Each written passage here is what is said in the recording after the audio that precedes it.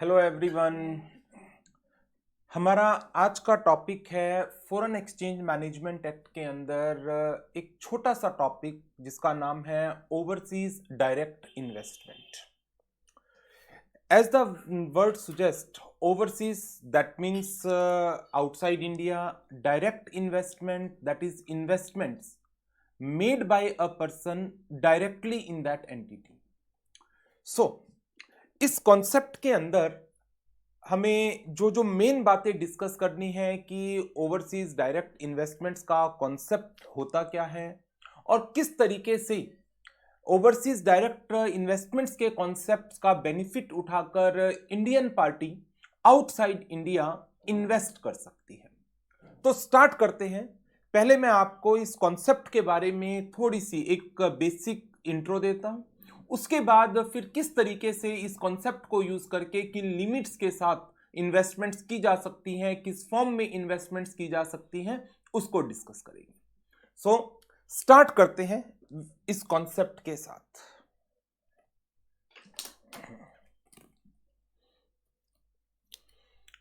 Concept का नाम आ गया overseas direct investment. Overseas direct investment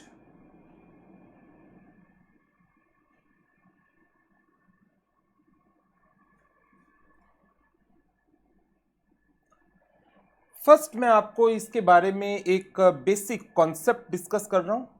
concept of, इसको मैं शॉर्ट फॉर्म में ओडीआई वर्ड यूज कर लूंगा। कॉन्सेप्ट ऑफ ओडीआई ऑब्लिक एक वर्ड और मैं साइमल्टेनियसली यूज करूंगा, financial commitments,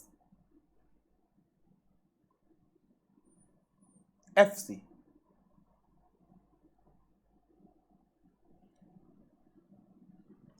concept of ODI and the financial commitment.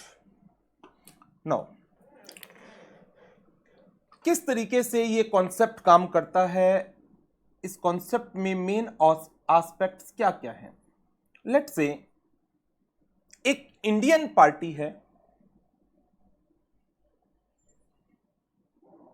ये एक फॉरेन एंटिटी में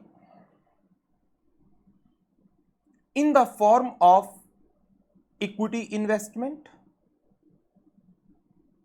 कर रही है या लोन्स दे रही है, या फिर फॉरेन एंटिटी ने कोई लोन ले रखा है, उसके लोन की गारंटी दे रही है,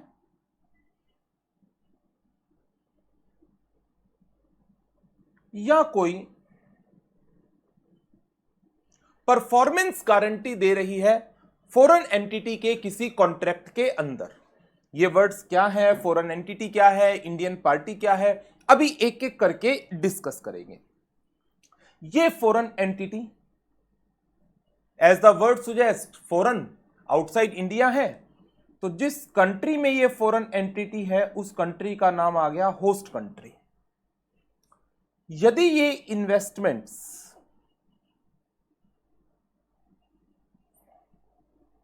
यदि ये इन्वेस्टमेंट्स 100% इक्विटी की फॉर्म में होता है, तो आप सबको पता है ये फॉरेन एंटिटी क्या बन जाएगी, होली ओन्ड सब्सिडियरी बन जाएगी। ये फॉरेन एंटिटी इस इंडियन पार्टी की होली ओन्ड सब्सिडियरी बन जाएगी। बट अदरवाइज, जब मैं वर्ड यूज कर रहा हूं otherwise means less than 100% equity या लोन गारंटी, परफॉर्मेंस गारंटी, कुछ भी है, तो इसको नाम दे दिया जाएगा फिर ज्वाइंट वेंचर का।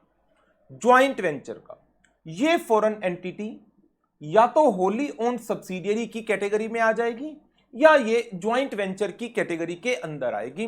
डिपेंड करता है इंडियन पार्टी ने किस तरीके से अपनी इन्वेस्टमेंट्स को इसके अंदर किया है। यदि इन्वेस्टमेंट इक्विटी की फॉर्म में है और वो इन्वेस्टमेंट 100% है, then it will become a wholly owned subsidiary. But if the investment equity में है या प्रेफरेंस में है बट वो लेस देन 100% है, या फिर लोन दिया है इंडियन पार्टी ने फॉरेन एंटिटी को, या कोई गारंटी दी है फॉरेन एंटिटी के किसी लोन की या फॉरेन एंटिटी के किसी कॉन्ट्रैक्ट की परफॉर्मेंस की, देन इंडियन पार्टी इस फॉरेन एंटिटी को अपना एक ज्वाइंट वेंचर की तरह से कंसीडर करके चलेगी। तो दो वर्ड आ गए मेरे पास फॉरेन एंटिटी के लिए, एक होली ओन्ड सब्सिडियरी का और दूसरा वर्ड आ गया मेरे पास ज्वाइंट वेंचर का। नाउ अब एक और मीनिंग, ये जो इंडियन पार्टी है ये कौन कौन हो सकता है? क्या कोई भी इंडियन? नो। यहां पर मेरे पास कुछ वर्ड हैं। एक, companies incorporated in India, Indian companies, या फिर anybody that is established or created under act of parliament, या कोई registered firm under partnership act 1932, या कोई limited liability partnership that is registered under the provision of LLP act, या फिर any other entities notified by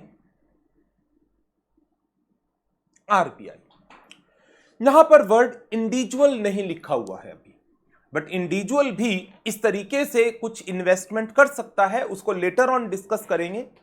अभी जो एक broad concept है मैं वो आपके साथ डिस्कस कर रहा हूं। तो एक इंडियन पार्टी ने किसी फॉरेन एंटिटी जो किसी होस्ट कंट्री के अंदर थी उसमें इन्वेस्टमेंट की है, either in the form of equity और in the form of loan और in the form of guarantee of any loan that is availed by the foreign entity और परफॉर्मेंस गारंटी। नाउ अब जब खाली बात इक्विटी इन्वेस्टमेंट की आ जाती है, ओनली इक्विटी इन्वेस्टमेंट, तो मैं इसको नाम दे देता हूं, ये डायरेक्ट इन्वेस्टमेंट की कैटेगरी में होगा। जो रेगुलेशंस हैं आरबीआई ने इशू कर रखी हैं, उन रेगुलेशंस के अंदर जो डेफिनेशन दी गई है डायरेक्ट इन्वेस्टमेंट आउटसाइड इंडिया की, उसके अंदर इक्विटी वर्ड को यूज किया गया है। वो इक्विटी आप न्यू कैपिटल बाय कर सकते हो, आप मेमोरेंडम को सब्सक्राइब कर सकते हो, मींस ये फॉरेन एंटिटी आप न्यूली इनकॉर्पोरेट करा सकते हो, आप कोई एस्टैब्लिश्ड फॉरेन एंटिटी है उसके शेयर्स को मार्केट से खरीद सकते हो, प्राइवेट प्लेसमेंट के थ्रू खरीद सकते हो, या फिर उसके शेयर्स को आप स्टॉक एक्सचेंज से खरीद सकते हो। किसी भी मोड से, बाय एनी मोड, यदि इंडियन पार्टी ने किसी फॉरेन एंटिटी के शेयर्स को बाय किया है या मेमोरेंडम को सब्सक्राइब किया है, कैपिटल में इन्वेस्ट किया है, तो हम उसको नाम देंगे ये एक डायरेक्ट इन्वेस्टमेंट है। लेकिन एक मेन एस्पेक्ट है यहां पर, एक एक्सेप्शन है, एक एक्सेप्शन है। मैंने स्टार लगा दिया और स्टार का मतलब हो गया एक्सेप्ट पोर्टफोलियो इन्वेस्टमेंट।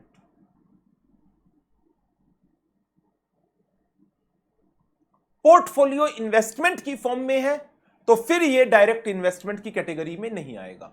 तो डिफरेंस क्या हुआ? Portfolio investment basically capital appreciation के लिए होती है, capital appreciation, dividend earning, not for active management, not for active participation, not for active participation in the business। Foreign entity के बिजनेस में actively participation की ऐसी कोई भी विलिंगनेस इंडियन पार्टी की नहीं है, ठीक? तो हम कहेंगे ये एक पोर्टफोलियो इन्वेस्टमेंट है, तो ये डायरेक्ट इन्वेस्टमेंट की कैटेगरी में नहीं आएगा। जब इंडियन पार्टी फॉरेन एंटिटी के बिजनेस को कंट्रोल करना चाह रही है, इसके बिजनेस के डिसीजंस लेना चाह रही है, इसको लोन देकर, इसके लोन की गारंटी देकर, इसके कॉन्ट्रैक्ट्स की परफॉर्मेंस गारंटी देकर या इसके शेयर्स में पैसा इन्वेस्ट करके जब कंट्रोल करना चाह रही है, बिजनेस में पार्टिसिपेट करना चाह रही है, तो हम नाम देंगे इसको कि ये एक डायरेक्ट इन्वेस्टमेंट के कॉन्सेप्ट के अंदर फॉल करेगा। लेकिन यदि इक्विटी में investment for the purpose of capital appreciation है, सिर्फ for the purpose of capital appreciation, कि हां आज इनके शेयर्स में पैसा लगा देते हैं, शेयर्स बढ़ जाएंगे, बेच देंगे, डे टू डे मैनेजमेंट में कोई रोल नहीं, हमें इनकी कोई मीटिंग्स अटेंड करने में कोई इंटरेस्ट नहीं है, हमें इनके डिसीजंस में एज सच कोई इंटरेस्ट नहीं है, हम तो शेयर्स की वैल्यू का कैपिटल एप्रिसिएशन चाहते हैं या डिविडेंड चाहते हैं, that is known as the portfolio investment. तो पोर्टफोलियो इन्वेस्टमेंट जो है वो ओडीआई एंड फाइनेंशियल कमिटमेंट के कॉन्सेप्ट से बाहर है। चलिए, अब मैंने एक वर्ड यूज किया, डायरेक्ट इन्वेस्टमेंट, ओडीआई की बात आ गई। दूसरा यहां पर एक वर्ड यूज है फाइनेंशियल कमिटमेंट्स। ये चारों मिलकर, इक्विटी इन्वेस्टमेंट भी, लोन भी, गारंटी भी, परफॉर्मेंस गारंटी भी मिलकर फाइनेंशियल कमिटमेंट की डेफिनेशन को पूरा करते हैं। फाइनेंशियल कमिटमेंट की डेफिनेशन को मिलकर पूरा करते हैं। तो मेरे पास जो ये कॉन्सेप्ट आ गया डायरेक्ट इन्वेस्टमेंट का या फाइनेंशियल कमिटमेंट का, तो इसकी बहुत मेन कीवर्ड सारे मैंने यूज कर लिए हैं। यदि एक Indian party either in the form of equity or in the way of or in the form of loan or by giving guarantee or by giving performance guarantee to a foreign entity that is being established or situated in a host country, then हम उसको नाम देंगे, यदि वो खाली equity की बात कर रहे हैं तो डायरेक्ट इन्वेस्टमेंट का नाम दे देंगे, सबकी बात कर रहे हैं तो फाइनेंशियल कमिटमेंट का नाम दे देंगे।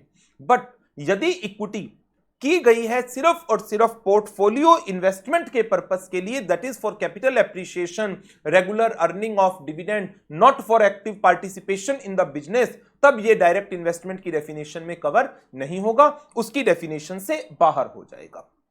फॉरेन कमिटमेंट में चारों वर्ड आ जाएंगे, डायरेक्ट इन्वेस्टमेंट में खाली एक वर्ड आएगा। लोन भी, फॉरेन एंटिटी को लोन दिया है इंडियन पार्टी ने, फॉरेन एंटिटी ने कोई लोन ले रखा है, उसकी गारंटी इंडियन पार्टी ने दी, फॉरेन एंटिटी ने कोई कॉन्ट्रैक्ट किया हुआ है, उस कॉन्ट्रैक्ट की परफॉर्मेंस की गारंटी इंडियन पार्टी ने दी। देन तो ये माना जाएगा इंडियन पार्टी आपने एक फाइनेंशियल कमिटमेंट की है, और इस फाइनेंशियल कमिटमेंट के लिए जो फॉरेन करेंसी की रिक्वायरमेंट होगी उसके ऊपर कुछ रेस्ट्रिक्शंस, कुछ रेगुलेशंस हैं जिनको आपको कंप्लाई करना होगा। अब यहीं पर एक चीज और ले लीजिए, डेफिनेशन जब आप पढ़ेंगे फाइनेंशियल कमिटमेंट की, तो परफॉर्मेंस गारंटी को only to the extent of 50% financial commitment माना गया है, only to the extent of 50%। इस कॉन्सेप्ट को लेटर ऑन हम डिस्कस करेंगे आगे जाकर। तो मेरे पास ये एक ब्रॉड कॉन्सेप्ट आ गया ओवरसीज डायरेक्ट इन्वेस्टमेंट का या फाइनेंशियल कमिटमेंट का, और इसके अंदर अभी इंडियन पार्टी की डेफिनेशन में 5 एंटिटीज को मैंने कवर अप किया है। Indian companies, any other body created under the act of parliament, for example LIC of India, GIC of India, state bank of India, registered firms, the firms being registered under the provisions of partnership act 1932 and limited liability partnership and entities being notified by the RBI। तो मैं एक बार इन सारी definitions को आपको book में से read करा देता हूं, जो कॉन्सेप्ट मैंने आपको ये सारा का सारा समझाया है। अभी इसमें बस इंडियन पार्टी में अभी तक एक रेजिडेंट इंडिविजुअल कवर नहीं हुआ है, resident individual is not yet been covered. चलिए,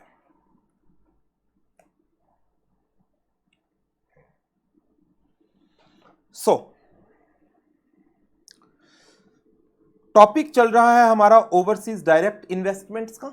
स्टडी मटेरियल में ये लैंग्वेज यूज की गई है by resident individual. Resident individual का कॉन्सेप्ट बेसिकली बहुत छोटा सा आएगा, कॉन्सेप्ट आना चाहिए था इंडियन पार्टीज के लिए रेफरेंस में, बट कोई बात नहीं, टाइटल में कोई बहुत ज्यादा मैटर नहीं कर रहा है हमारे लिए चीजें।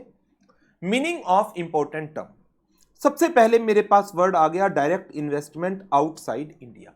क्या मतलब है इसका? Direct investment outside India means the investments either under automatic route और अप्रूवल रूट। इस पॉइंट को मैं छोड़ देता हूं, इसके बाद सेकंड नंबर पर मुझे इसी पॉइंट को डिस्कस करना है। दो रूट होते हैं, एक ऑटोमेटिक एक अप्रूवल। ऑटोमेटिक में आपको आरबीआई ने इजाजत दे रखी है, आप कर सकते हैं इतने अमाउंट की ट्रांजैक्शन, इतनी फॉरेन करेंसी आपको मिल जाएगी। बट अप्रूवल रूट के अंदर आपको पहले आरबीआई से अप्रूवल लेनी होगी। By way of contribution to the capital और subscription to the memorandum of a foreign entity. नई कंपनी आप बना रहे हैं तो आपने मेमोरेंडम ही सब्सक्राइब कर लिया। कोई एंटिटी जो फॉरेन एंटिटी है, that might be a firm, तो आप उसकी कैपिटल में कंट्रीब्यूट कर रहे हो, नई एंटिटी के रेफरेंस में ये आ जाएगा। बट यदि वो एक एस्टैब्लिश्ड एंटिटी है, आप उसके शेयर्स को खरीद रहे हैं, आप डायरेक्टली मार्केट से खरीद रहे हो या स्टॉक एक्सचेंज से खरीद रहे हो। यदि वो लिस्टेड कंपनी है तो स्टॉक एक्सचेंज से खरीदोगे, अनलिस्टेड है तो मार्केट से खरीदोगे, या फिर डायरेक्टली आप कंपनी से खरीद रहे हो प्राइवेट प्लेसमेंट के through, signifying a long term interest in the foreign entity. Long term के लिए, नॉट कि आपको एक शॉर्ट टर्म कैपिटल एप्रिसिएशन या शॉर्ट टर्म डिविडेंड अर्निंग चाहिए।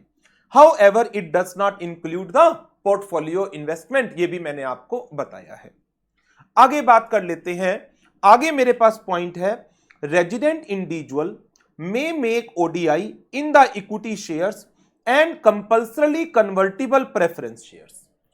प्रेफरेंस शेयर्स की बात की गई है, रेजिडेंट इंडिविजुअल को अलाउड होगा, लेकिन सिर्फ और सिर्फ वो प्रेफरेंस शेयर्स जो compulsorily after the at the time of redemption convert होंगे इक्विटी के अंदर इन ज्वाइंट वेंचर और wholly owned subsidiary outside India. एक रेजिडेंट इंडिविजुअल किस तरीके से अपनी होली ओन्ड सब्सिडियरी बना सकता है, एक क्वेश्चन मार्क है इस पॉइंट के ऊपर, क्योंकि होल्डिंग सब्सिडियरी कंपनी के रेफरेंस में यूज होते हैं, इंडिविजुअल के रेफरेंस में यह वर्ड यूज करना जस्टिफाई होता नहीं है। बट यदि आप किसी भी कंपनी की 100% शेयर्स खरीद रहे हैं तो उसको होली ओन्ड सब्सिडियरी की डेफिनेशन में रख दिया जाएगा for the purpose of individual. Individual holding company तो नहीं, शेयर होल्डर जरूर है।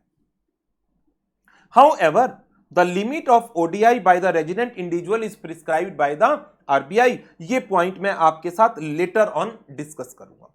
तो अभी मैंने इस डेफिनेशन में आपके लिए एक तो ऑटोमेटिक रूट, अप्रूवल रूट, इसको डिस्कस नहीं किया, और दूसरा ये जो पॉइंट्स टू रिमेंबर है इसकी डिटेल आगे जाकर आएगी। बाकी इसके सारे पॉइंट मैंने जो एक छोटी सी डिस्कशन कॉपी में कराई थी उसमें कवर कर रखे हैं। आगे बढ़ते हैं।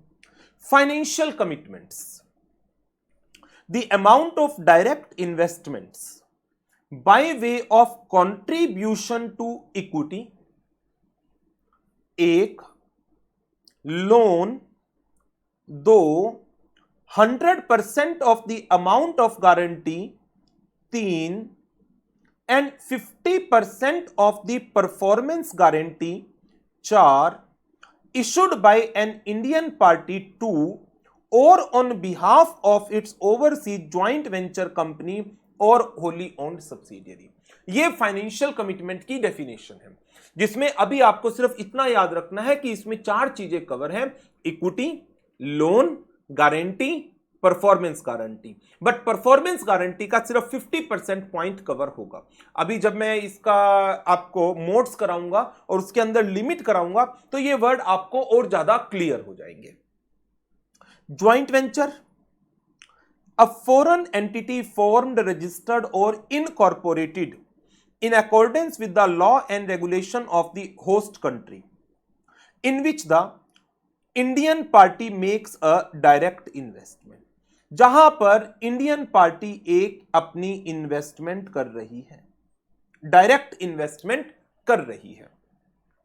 Holi owned subsidiary, a foreign entity formed, registered और incorporated in accordance with the law and regulation of the host country. ये बात तो पूरी ऊपर वाली सेम है, जिसकी entire capital, 100% capital is being held by the Indian party.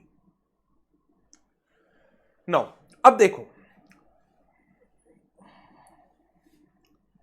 एक तो वर्ड है डायरेक्ट इन्वेस्टमेंट जहां पर आप सिर्फ इक्विटी की बात करते हो, दूसरा वर्ड है फाइनेंशियल कमिटमेंट जहां पर आपने डायरेक्ट इन्वेस्टमेंट वर्ड को यूज किया है by way of contribution to equity, loan, तो direct investment in the form of loan भी ले लिया। अब यहां पर इन्होंने लिखा a foreign entity formed, registered or incorporated in accordance with the law and regulation of the host country in which the Indian party makes a direct investment. यदि किसी फॉरेन एंटिटी को आप लोन दे रहे हैं, किसी फॉरेन एंटिटी को आप एक लोन दे रहे हैं, लेट्स से $500 मिलियन का, $500 मिलियन, अब वो होली ओन्ड सब्सिडियरी की डेफिनेशन में तो आ नहीं सकती। एक बात, क्यों? Entire capital. यदि आप एक फॉरेन एंटिटी को लोन दे रहे हैं, कितना? $500 मिलियन का, तो वो होली ओन्ड सब्सिडियरी तो है नहीं। इस डेफिनेशन को देखो तो डायरेक्ट इन्वेस्टमेंट की डेफिनेशन में भी फॉल नहीं कर रहा। वो इक्विटी में तो लगाया नहीं पैसा, मैंने इक्विटी में पैसा लगाया नहीं है, तो सब्सिडियरी बनाने का तो मतलब ही नहीं है। तो सब्सिडियरी नहीं है तो वो क्या माना जाएगा? ज्वाइंट वेंचर माना जाएगा। और ज्वाइंट वेंचर की डेफिनेशन में आपने वर्ड क्या यूज कर रखा है? Direct investment. मेरे लिए तो प्रॉब्लम हो गई। क्या प्रॉब्लम हो गई? आप एक तरफ कह रहे हैं डायरेक्ट इन्वेस्टमेंट कैपिटल की फॉर्म में होती है, financial commitment capital, loan, guarantee, performance guarantee, 4 form में होता है। ओके, अब आप कह रहे हैं ज्वाइंट वेंचर में डायरेक्ट इन्वेस्टमेंट। डायरेक्ट इन्वेस्टमेंट यदि मैं बात कर लूं, मान लो less than 100% capital, less than 100% capital, यहां पर होली ओन्ड सब्सिडियरी में equal to 100% capital.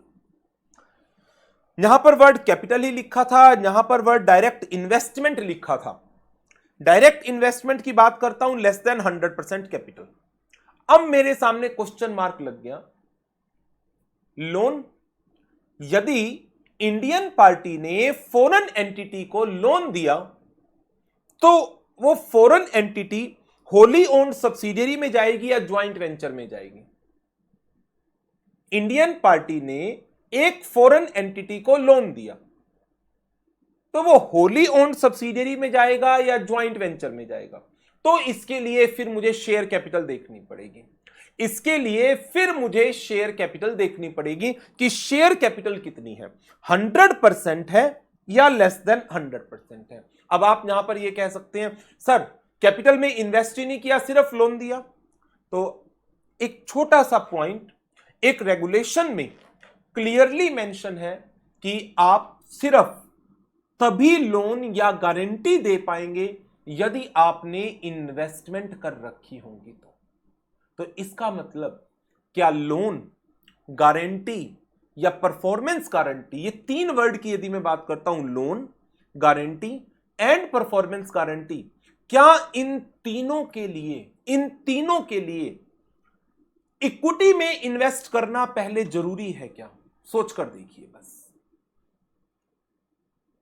Financial commitment की डेफिनेशन में 4 वर्ड है मेरे पास, equity, loan, guarantee, performance guarantee. लेकिन जब मैं डेफिनेशन पढ़ता हूं किसकी, नंबर 1 ज्वाइंट वेंचर की, नंबर 2 होली ओन्ड सब्सिडियरी की। होली ओन्ड सब्सिडियरी 100% कैपिटल की बात करता है, ज्वाइंट वेंचर डायरेक्ट इन्वेस्टमेंट की बात करता है। और डायरेक्ट इन्वेस्टमेंट का मतलब सिर्फ और सिर्फ इक्विटी है। इक्विटी में equity share capital as well as preference share capital, वो तो दोनों आ जाएंगे। तो क्वेश्चन अराइज हुआ, यदि मुझे लोन देना है यदि मुझे गारंटी देनी है, यदि मुझे परफॉर्मेंस गारंटी देनी है, तो वो ज्वाइंट वेंचर में लूंगा या होली ओन्ड सब्सिडियरी में लूंगा, क्योंकि दोनों जगह यहां तो या तो कैपिटल की बात की गई है, इस जगह पर एंटायर कैपिटल वर्ड यूज किया गया है, और यहां पर डायरेक्ट इन्वेस्टमेंट वर्ड यूज किया गया। तो इसका इनडायरेक्ट इंप्लीकेशन क्या निकलता है? आप ये तीन चीजें, लोन गारंटी, परफॉर्मेंस गारंटी, किसी फॉरेन एंटिटी में तभी दे पाओगे जब ऑलरेडी आपने उनकी इक्विटी में इन्वेस्ट कर रखा है। ये पॉइंट ध्यान रखना, मैं आपको नोट करा दूं इस पॉइंट को। Note,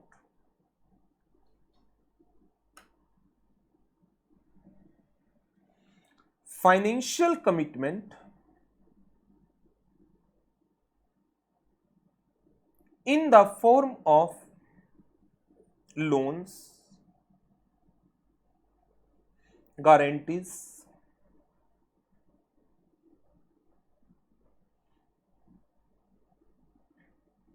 and performance guarantee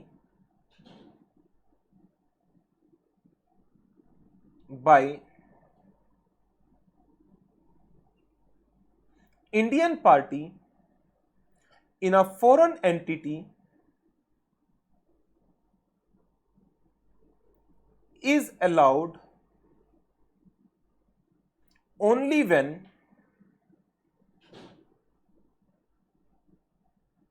Indian party holds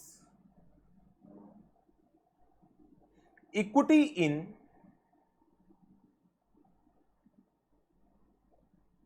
foreign entity। और ये मुझे कहां से पता चल रहा है? From the definition of joint venture and Holi owned subsidiary. Joint venture और होली ओन्ड सब्सिडियरी की डेफिनेशन से ये बात बिल्कुल हमारे सामने क्लियर हो रही है। तो इस पॉइंट को नोट कर लो, इंपॉर्टेंट पॉइंट है।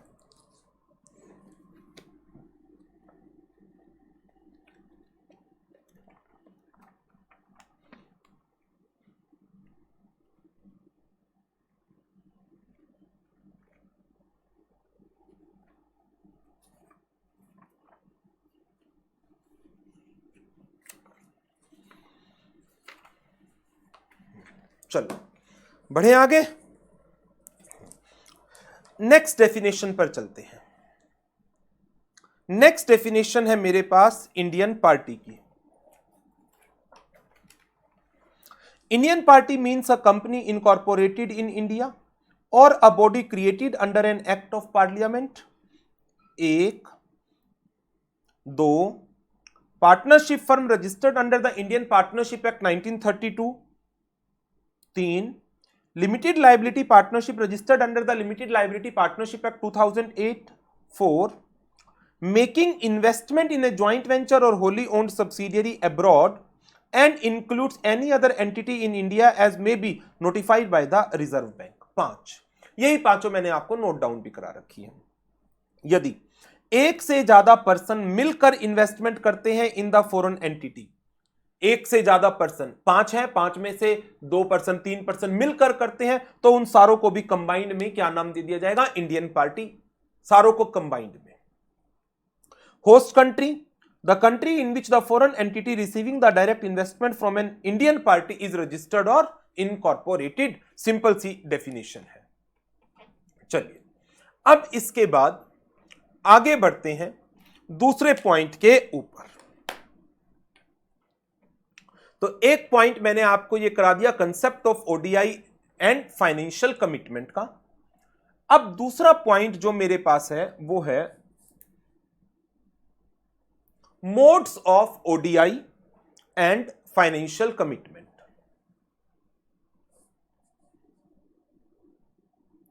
Modes of direct investment oblique financial commitment. इसको मैं 2 कैटेगरीज में बांट देता हूं।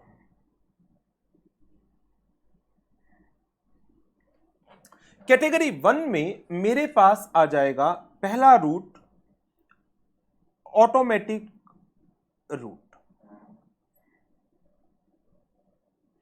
और सेकंड आ जाएगा approval root.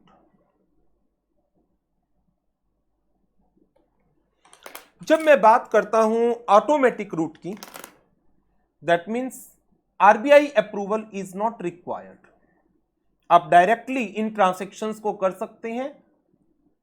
Approval route, prior approval of RBI is required. Prior approval of RBI is required. No prior approval is required। Automatic route में कोई प्रायर अप्रूवल की रिक्वायरमेंट नहीं है। इसके अंदर हमें 4 टॉपिक्स को कवर अप करना है। Number 1, permissions for direct investment और फाइनेंशियल कमिटमेंट्स। परमिशन लेने की कोई जरूरत नहीं है। हां, एक लिमिट को क्रॉस करते हैं तो आपको परमिशन लेने की जरूरत पड़ जाएगी।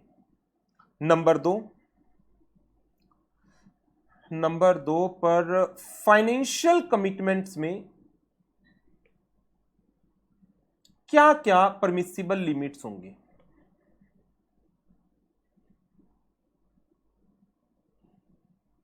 वैसे थोड़ा सा मैंने उसके बारे में आपको अभी ऊपर हिंट भी दिया है, जिसकी ज्यादा डिटेल मैंने डिस्कस नहीं की थी, कि equity loan guarantee, performance guarantee to the extent of 50%। अभी मैं उसका एक एग्जांपल लूंगा जब मैं आपको ये वाला टॉपिक कराऊंगा। नंबर 3 पर रिक्वायरमेंट्स ऑटोमेटिक रूट के अंदर, एंड नंबर 4 पर मैं आपके साथ डिस्कशन करूंगा इसके डिफरेंट प्रोसेसेस की।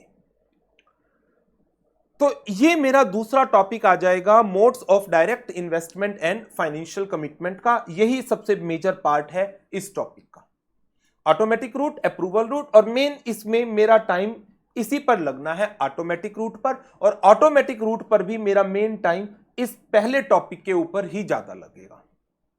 चलिए स्टार्ट करते हैं इस टॉपिक को, permissions for direct investment oblique financial commitments. इसको मैं पहले एक काम करता हूं, थोड़ा सा आपको बुक में से रीड करा दूं, फिर मुझे उसकी एक्सप्लेनेशंस वो एग्जाम्पल के साथ आपको समझानी है।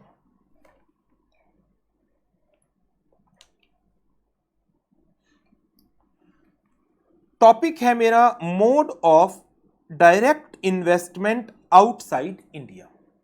2 रूट हैं इसमें, एक ऑटोमेटिक रूट और दूसरा आएगा अप्रूवल रूट। मैं अभी आपके साथ ऑटोमेटिक रूट की बात कर रहा हूं, जहां पर प्रायर अप्रूवल लेने की आवश्यकता नहीं है। इसका first topic, permissions for direct investment in certain cases. यहां पर आप साथ ही direct investment oblique financial commitment, दोनों चीजों के लिए। देखने में बहुत सिंपल है, बट जब इसके प्रैक्टिकल इन डेप्थ डिटेल में जाते हैं तो बहुत सारी चीजें हमारे सामने निकल करके आती हैं। As per regulation number 6 of, ये रेगुलेशन का नाम आपको याद रखना है। जितना भी ये सारा का सारा कॉन्सेप्ट चल रहा है ओवरसीज डायरेक्ट इन्वेस्टमेंट्स का, वो सब इन रेगुलेशंस के थ्रू कवर किया गया है। ट्रांसफर और issue of any foreign security regulation 2004, an Indian party has been permitted to make investments or undertake financial commitment in overseas joint ventures or wholly owned subsidiaries as per the ceilings prescribed by the RBI। जो limit RBI ने prescribe कर रखी है। Now, अब RBI की उस limit पर चलते हैं। Any financial commitment exceeding $1 billion or its equivalent in a financial year, एक फाइनेंशियल ईयर में $1 billion से ज्यादा would require prior approval of RBI। Means $1 billion से ज्यादा की आपको फाइनेंशियल कमिटमेंट करनी है, then you have to obtain prior approval, फिर वो ऑटोमेटिक रूट की जगह अप्रूवल रूट में चला जाएगा। Even when the total financial commitment of the Indian party is within the eligible limit under the automatic route. तो ऑटोमेटिक रूट की eligible limit क्या है ये बता दो।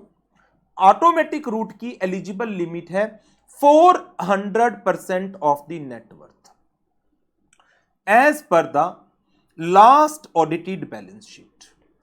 लास्ट ऑडिटेड बैलेंस शीट के बेस पर जो शेयर कैपिटल में दोनों आ जाएगा, equity as well as preference plus free reserve, इनके टोटल का 4 टाइम्स आप एक फाइनेंशियल ईयर में 1 बिलियन की लिमिट को देखते हुए आप इन्वेस्टमेंट कर सकते हैं। तो अब मेरे पास 2 लिमिट आ गई, क्या क्या। Number 1, 1 billion in a financial year, एक फाइनेंशियल ईयर में 1 बिलियन यूएस डॉलर। दूसरी limit 400% of the net worth.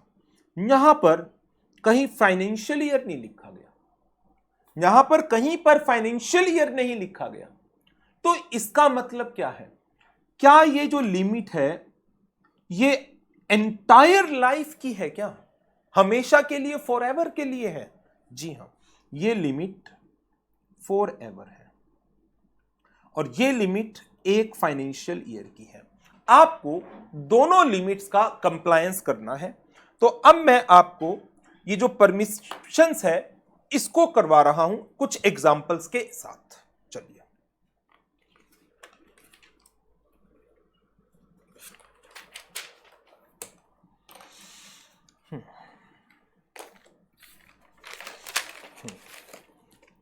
Number क्या था, first point.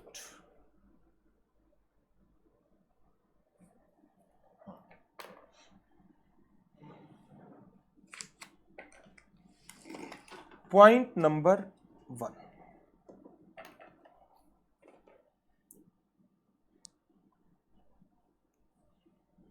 Permissions for direct investment और financial commitments under automatic root.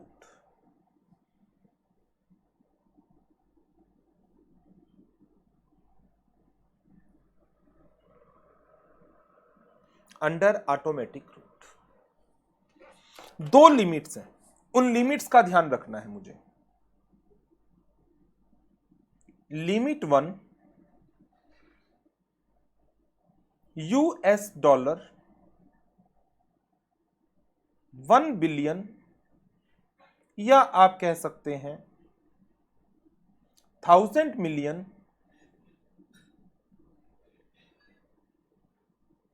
in a financial year. Limit 2, 400% of net worth. Net worth में क्या क्या ले लेंगे हम, पेड अप कैपिटल ले लेंगे plus free reserves as per last audited balance sheet. इन्हीं के ऊपर मेरी मेन डिस्कशंस है सारी। Example number 1,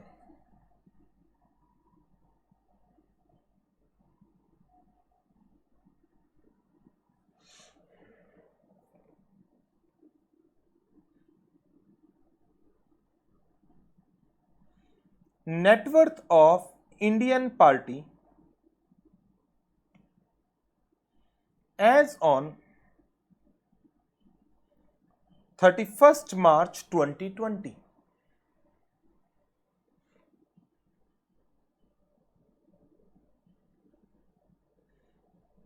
permissible investment,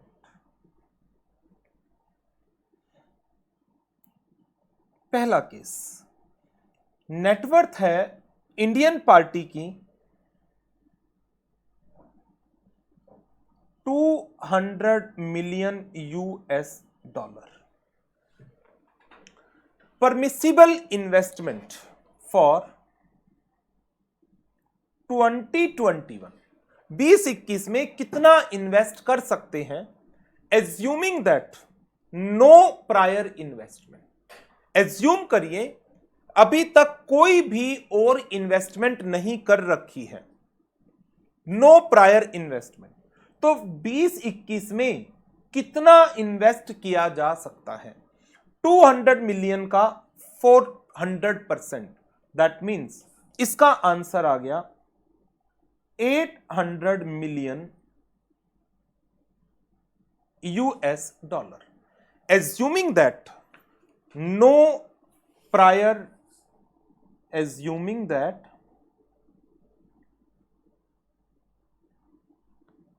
no direct investment oblique financial commitment in past years. Past years में कोई भी इन्वेस्टमेंट नहीं थी. Number 2,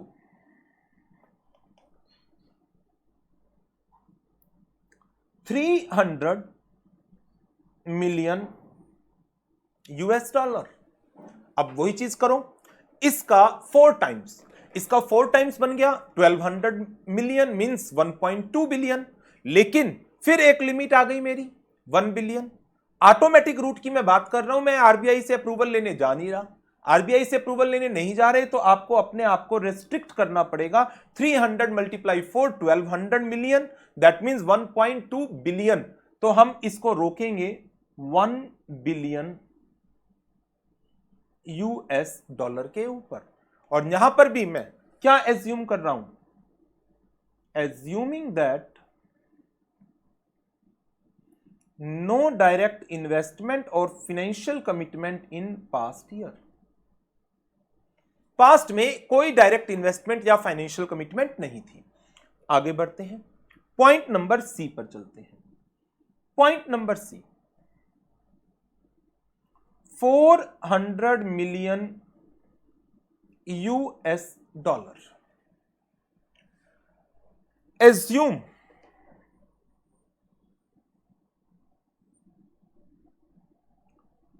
direct investment in financial or financial commitment in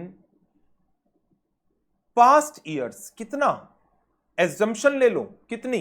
मान लो ये है 700 मिलियन US.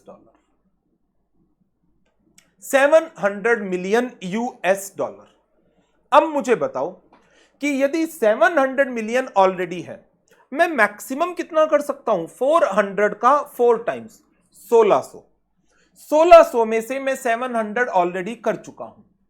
1600 में से मैं 700 ऑलरेडी कर चुका हूं.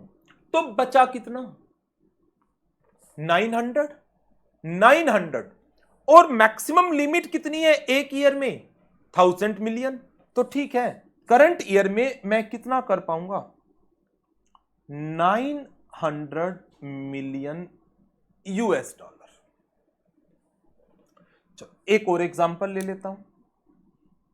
डी पॉइंट, मान लीजिए नेट वर्थ है 500 मिलियन US. की. एज ऑन 31 मार्च 2020, 2021 की बात हो रही है. और एजम्पशन फिर ले लेता हूं, एक एजम्पशन यहां पर. Assume direct investment oblique financial commitment in past years, that is 700 million. 700 million थी. अब 700 मिलियन लास्ट में कर रखी है.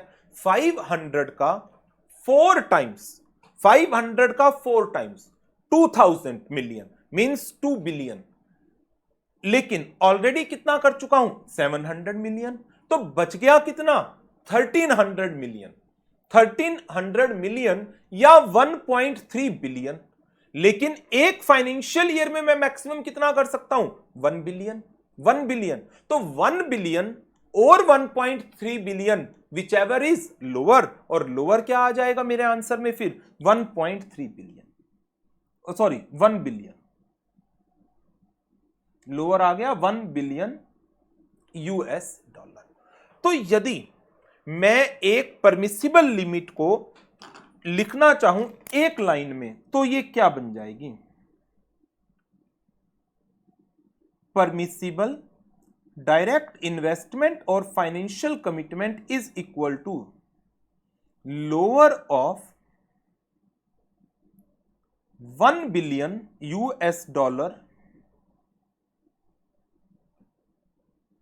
एंड दूसरा क्या है 4 मल्टीप्लाई नेट वर्थ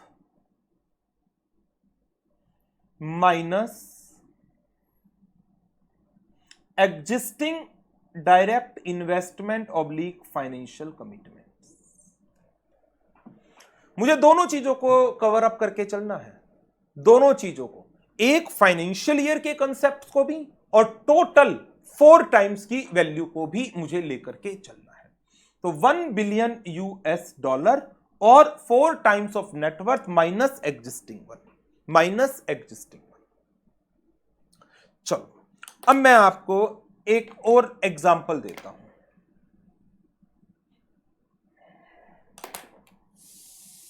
एक मल्टीपल चॉइस क्वेश्चन ले रहा हूं मैं, example 2,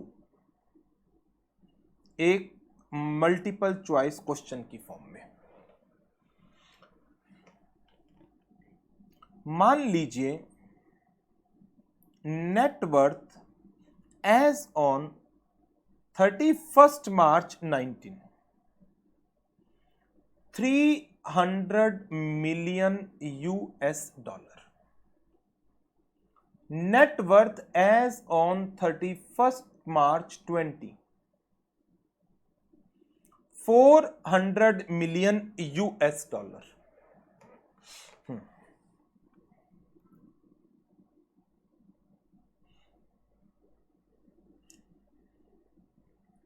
Financial commitment oblique direct investment as on 31 March 2019,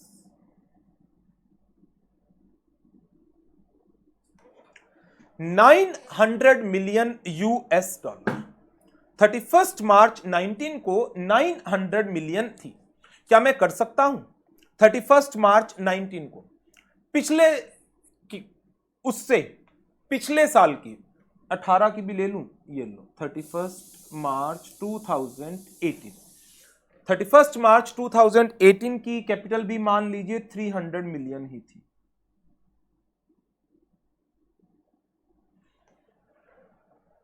three 300 का 4 टाइम्स 1200, 1200 और 1 billion whichever is lower, lower हो गया 1 बिलियन, 900 मिलियन तक मैंने 18-19 में इन्वेस्टमेंट कर रखी थी, एक्चुअल इन्वेस्टमेंट। अब मैं आपसे जो जानना चाह रहा हूं,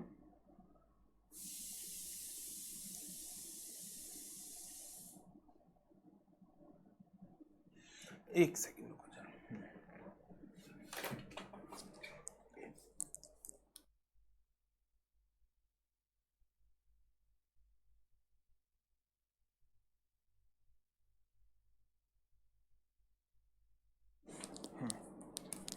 नाउ, तो maximum permissible for financial year 2021, अच्छा, financial commitment oblique direct investment as on 31 March 2019, sorry 20, ये डाटा और दे देता हूं मैं आपको, ये थी 1100 मिलियन यूएस डॉलर। इसका मतलब क्या हुआ, 19-20 में 19-20 में 200 और कर दी, आराम से कर सकते थे 200, 300 का 4 गुना 1200, 1200 तक कर सकते थे, 900 पहले कर रखी थी, 900 माइनस कर दें यदि हम टोटल 1200 में से 1200 माइनस 900, 300 और 1 बिलियन। अब मैं आपसे जानना चाह रहा हूं फाइनेंशियल ईयर 20-21 में maximum permissible amount without approval of RBI, without approval of RBI कितना होगा? ऑप्शन ए $1 बिलियन का होगा, ऑप्शन बी $1600 मिलियन का होगा, ऑप्शन सी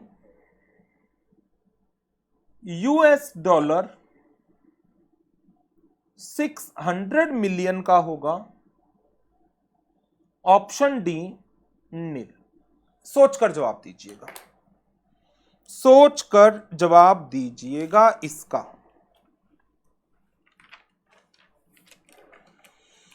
ये परमिसिबल लिमिट है एक फाइनेंशियल ईयर की। अब 20-21 की यदि मैं बात कर रहा हूं, फाइनेंशियल ईयर 20-21 के लिए लास्ट ऑडिटेड बैलेंस शीट ये है, 400 का 4 टाइम्स ये बन गया 1600 मिलियन। ऑलरेडी कितना, अरे हां थोड़ा सा चेंज करना पड़ेगा, 5वीं ऑप्शन ले लूं, अब तो आंसर पता चल जाएगा आपको।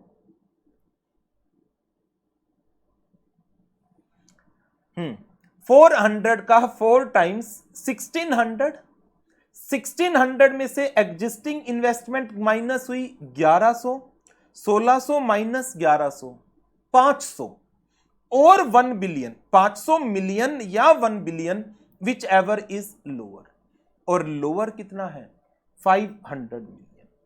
डी आंसर आएगा हमारा, डी आंसर। तो इस पॉइंट का ध्यान रखना है आपको कि आप एक फाइनेंशियल ईयर में $1 बिलियन की डायरेक्ट इन्वेस्टमेंट या फाइनेंशियल कमिटमेंट कर सकते हैं, लेकिन उसी टाइम पर आपको यह बात भी ध्यान रखनी है आपकी टोटल डायरेक्ट इन्वेस्टमेंट या फाइनेंशियल कमिटमेंट नेट वर्थ के 4 टाइम्स से ज्यादा ना होने पाए। चलो इसका एक और एग्जांपल लेते हैं और ज्यादा क्लियर हो जाएगी ये point. Example 3,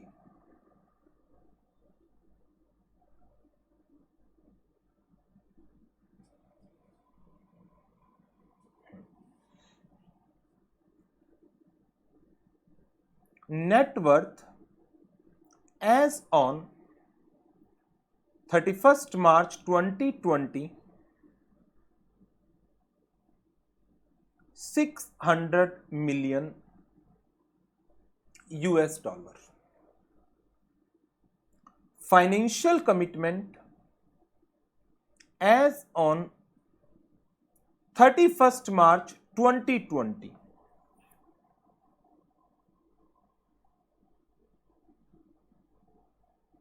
$1,700 million US.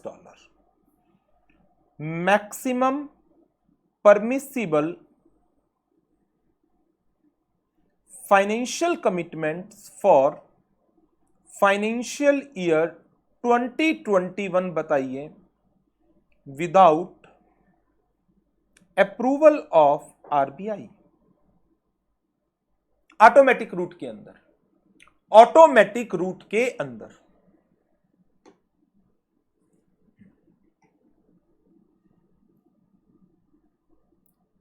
$1 billion US और नेट वर्थ इसका 4 times 600 million multiply 4 minus existing financial commitments.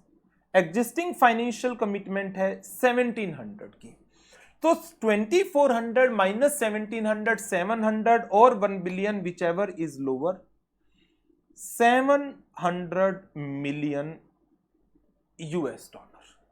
इतना आप मैक्सिमम फाइनेंशियल कमिटमेंट कर सकते हैं फॉर 2021। इसी क्वेश्चन को यदि मैं और आगे थोड़ा सा एक्सटेंड करूं, weather financial commitment more than 700 million US dollar can be made in financial year 2021। इसका जवाब आ जाएगा यस। लेकिन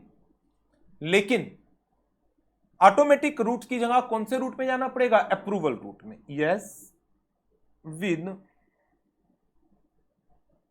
prior approval of RBI, approval route में जाना पड़ेगा।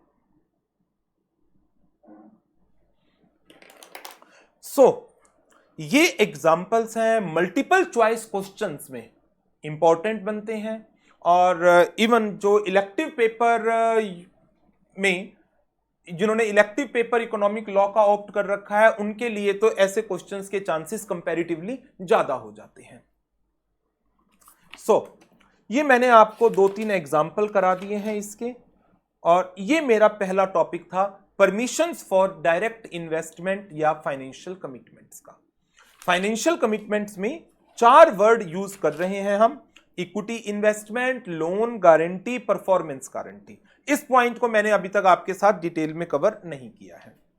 मैंने अभी सिर्फ आपके साथ लिमिट्स डिस्कस की है कि किस लिमिट तक हम काम कर सकते हैं। ये लिमिट्स आ गई हमारी, और मैंने 2-3 इसके आपको एग्जाम्पल भी नोट डाउन करा दिए हैं। अब इसके बाद अगला टॉपिक हमारा नेक्स्ट टॉपिक है ये फाइनेंशियल कमिटमेंट्स में परमिसिबल लिमिट। अब ये क्या है? अब मुझे आपके साथ ये चीज डिस्कस करनी है कि फाइनेंशियल कमिटमेंट्स की permissible limits component wise. Point number 2,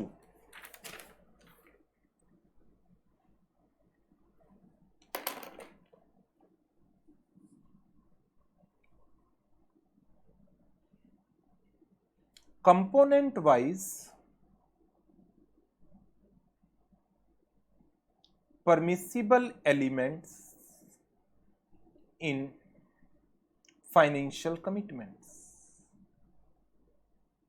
क्या मतलब है इसका? मान लीजिए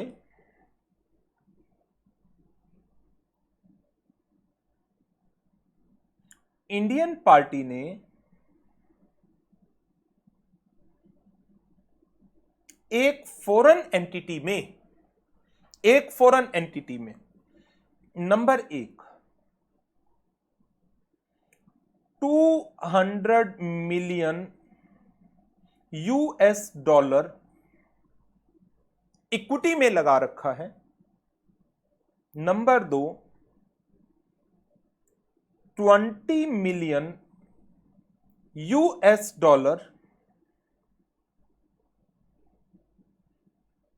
प्रेफरेंस शेयर में लगा रखा है। नंबर 3 $100 million US का एक लोन दे रखा है फॉरेन एंटिटी को। नंबर 4 $50 million US गारंटी दे रखी है टू ABCINC, कोई भी एंटिटी है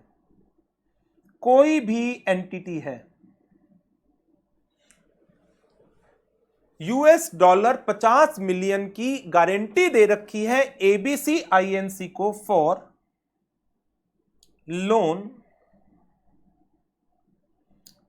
अवेल्ड बाय फॉरेन एंटिटी ने जो लोन ले रखा था उस लोन के लिए। नंबर 5 $100 million US की गारंटी दे रखी है टू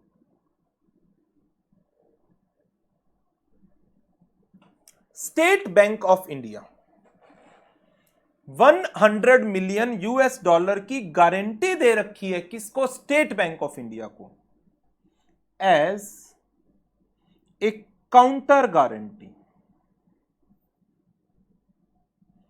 काउंटर गारंटी दे रखी है। अब काउंटर गारंटी का क्या मतलब हो गया, इसका बात कर लेते हैं। As SBI gives a guarantee to XYZ INC for loan availed by foreign entity। Foreign entity ने क्या किया था? एक लोन लिया था। किससे? XYZ से। फॉरेन एंटिटी ने एक लोन लिया था XYZ से। XYZ ने लोन दिया था इस कंडीशन पर कि स्टेट बैंक ऑफ इंडिया इसकी गारंटी देगा। ठीक है। ABC ने फॉरेन एंटिटी ने SBI को अप्रोच किया। SBI ने फॉरेन एंटिटी की गारंटी देने से मना कर दिया। फॉरेन एंटिटी पहुंची इंडियन पार्टी के पास। इंडियन पार्टी को कहती है कि आप SBI को कहो ना हमारे लोन की गारंटी दे दे। इंडियन पार्टी ये कौन है? लेट से H लिमिटेड है। फॉरेन एंटिटी कौन है? मान लीजिए ये कोई SINC है और होली ओन्ड सब्सिडियरी है। होली ओन्ड सब्सिडियरी है किसकी? H लिमिटेड की। SINC ने ABC INC से लोन लेना था। ABC ने कहा स्टेट बैंक ऑफ इंडिया की गारंटी चाहिए।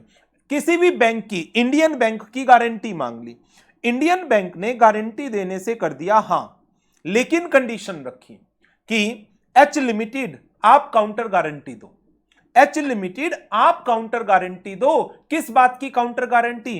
कल को यदि SINC ने XYZ INC के पैसे नहीं दिए, S ने XYZ के पैसे नहीं दिए, तो XYZ किसके पास पहुंचेगा? SBI के पास। ठीक है। SBI पैसे दे देगा किसको? XYZ को। लेकिन SBI पैसे किससे रिकवर करेगा? H से, क्योंकि इन्होंने काउंटर गारंटी ले ली H से। तो H की फाइनेंशियल ऑब्लिगेशन आ गई। तो H लिमिटेड ने डायरेक्टली गारंटी दे रखी है, H लिमिटेड ने डायरेक्ट गारंटी दे रखी है, या H ने काउंटर गारंटी दे रखी है बैंक को। ये सब फाइनेंशियल कमिटमेंट के पार्ट हैं। नंबर 6 पर चलता हूं। नंबर 6 पर 200 मिलियन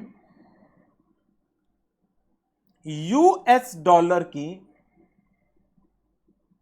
परफॉर्मेंस गारंटी है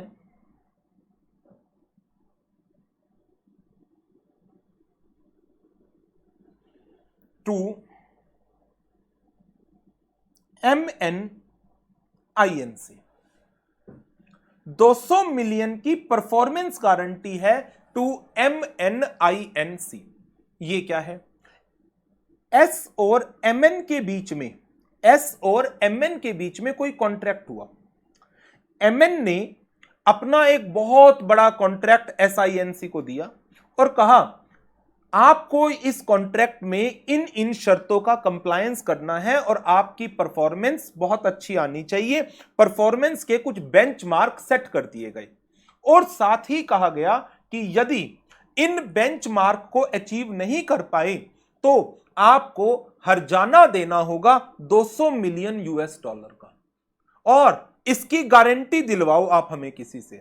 इसकी गारंटी किसने दे रखी है? H लिमिटेड ने दे रखी है। इसकी गारंटी किसने दे रखी है? H लिमिटेड ने दे रखी है इसकी गारंटी। नाउ अब क्या ये सब फाइनेंशियल ऑब्लिगेशंस हैं? सारे के सारे फाइनेंशियल कमिटमेंट्स हैं H की।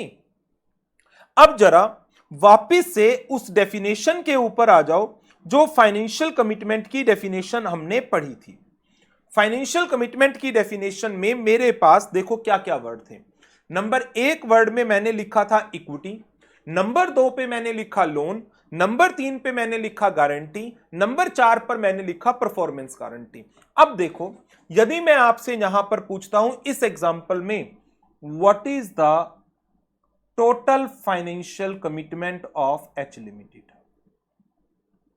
एच लिमिटेड की आप मुझे टोटल फाइनेंशियल कमिटमेंट बताइए कितनी है। एच लिमिटेड की टोटल फाइनेंशियल कमिटमेंट, क्या इक्विटी काउंट होगी? देखते जाओ अब एक एक करके। क्या इक्विटी काउंट होगी? जी हां होगी। क्या प्रेफरेंस काउंट होगा? बिल्कुल काउंट होगा। लोन काउंट होगा? हां। क्या गारंटी काउंट होगी? यस। काउंटर गारंटी काउंट होगी? यस। परफॉर्मेंस गारंटी काउंट होगी? हां। लेकिन कितनी? आधी। परफॉर्मेंस गारंटी 50% काउंट होगी। तो टोटल अमाउंट देखा जाए तो ये कितना बन गया? 200 plus 20 plus 100 plus 50 plus 100, 470 plus 50% of 200 million US dollar is equal to 570 million US dollar, 570 million US dollar. अब यदि मैं इसी एग्जाम्पल में आपको कहता हूं net worth as per last audited balance sheet, net worth as per last audited balance sheet थी 150 million US dollar, 150 million US dollar. मेरा आपसे एक सिंपल सा क्वेश्चन है, क्या ये फाइनेंशियल कमिटमेंट ये परमिसिबल लिमिट के अंदर है? मेरा क्वेश्चन है whether financial commitments are within permissible limits. Permissible limit क्या है? नेटवर्थ का 4 गुना और 1 billion whichever is lower, 150 मिलियन का 4 टाइम्स 600 और ये 570 है। तो आंसर क्या आएगा? Yes, as it is within 400% of net worth. तो यहां पर ये जो परफॉर्मेंस गारंटी है ये कितनी काउंट हो रही है? आधी। अब एक इंटरेस्टिंग एग्जांपल, रादर थोड़ा सा कॉम्प्लिकेट। अब देखो क्या होगा। अब मैं आपको पूछ रहा हूं, नाउ इन करंट ईयर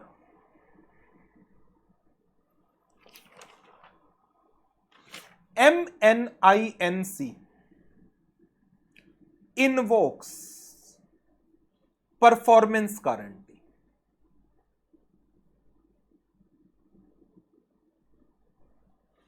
अब MNINC ने परफॉर्मेंस गारंटी इन्वोक कर दी।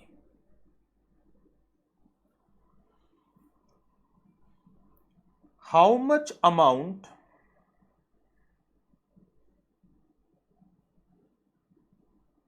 H Limited can use as financial commitment without permission of RBI। अब देखो, financial commitment without performance guarantee कितनी है?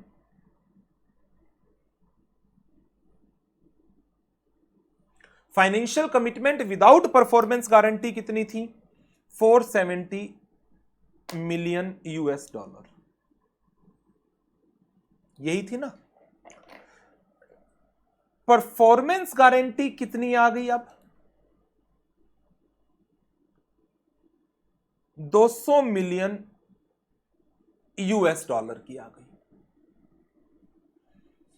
Maximum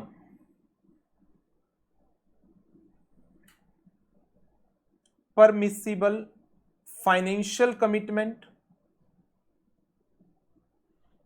4 times of net worth, net worth का 4 टाइम्स, और नेटवर्थ थी 150 मिलियन, 150 मिलियन का 4 टाइम्स 600 मिलियन यूएस डॉलर। अब आप बताओ जरा, 470 मिलियन ऑलरेडी है other than performance guarantee, 200 million और देना है। अभी तक कोई प्रॉब्लम नहीं चल रही थी क्योंकि 200 मिलियन का 50% काउंट होता था, मैंने डेफिनेशन में भी आपको पढ़ाया है। लेकिन परफॉर्मेंस गारंटी इन्वोक कर ली गई है MNINC के थ्रू, क्योंकि SINC ने, जो हमारी फॉरेन एंटिटी है, उसने कॉन्ट्रैक्ट की परफॉर्मेंस नहीं दी प्रॉपर, तो MNINC ने पैसे मांग लिए। MNINC ने पैसे मांग लिए तो इंडियन पार्टी की गारंटी थी, इंडियन पार्टी को 200 मिलियन देने पड़ेंगे MNINC को। लेकिन जैसे ही 200 मिलियन देते हैं, 470 ऑलरेडी है other than performance guarantee, 200 million और देते ही ये अमाउंट चला जाएगा कितना, 670। So how much amount MN limited can use as financial commitment without permission? Amount that can be used as financial commitment without permission of RBI। बोलो जी कितना आ गया? टोटल 600 मिलियन है, 600 मिलियन में से 470 मिलियन ऑलरेडी यूज्ड है in the form of equity, in the form of loan, in the form of guarantee, in the form of counter guarantee other than performance. Total हो गया ये 130 million US dollar. लेकिन देना कितना है? 200। तो कितने के लिए अप्रूवल चाहिए? Amount for which permissions of RBI required. Total कितना देना है? टोटल देना था परफॉर्मेंस गारंटी का 200 मिलियन यूएस डॉलर। 130 की अप्रूवल नहीं चाहिए मेरे को, 130 ऑटोमेटिक रूट में आ रहा है, तो यूएस डॉलर 70 मिलियन की मुझे परमिशन चाहिए, यूएस डॉलर 70 मिलियंस की मुझे परमिशन चाहिए। तो मैंने इस टॉपिक में आपको काफी सारे न्यूमेरिकल एग्जांपल भी करा दिए for the purpose of integrated case studies and the multiple choice questions. तो अब जरा देखिए इस टॉपिक को।